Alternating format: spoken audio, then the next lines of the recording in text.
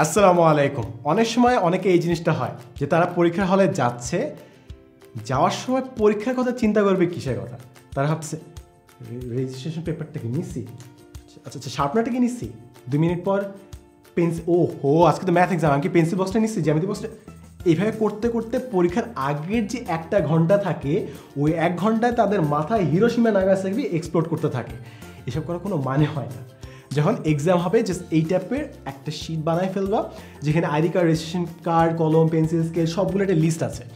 বের হওয়ার আগে নিচে চেক, রেশন কার্ড নিচে check check check check check check সবগুলো চেক করে ফেললা। তো তুমি একদম ক্লিয়ার যে তুমি সবগুলো নিছো।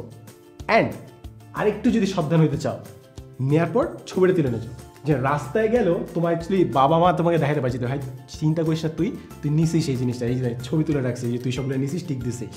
কারণ অনেকে এই জিনিস নিয়ে কিন্তু খুবই টেনশন হয়, তাই এই সামান্য কাজটা করলে অনেক ইজি হয়। প্লাস যখন পরীক্ষার সময় হয়, লাইক তোর ঘুর করে বাইর হচ্ছে, তখন নট নেসেসারিলি মাথার মধ্যে 12-13টা জিনিসের কথা একদম প্রতিদিন স্পষ্ট করে মনে থাকবে।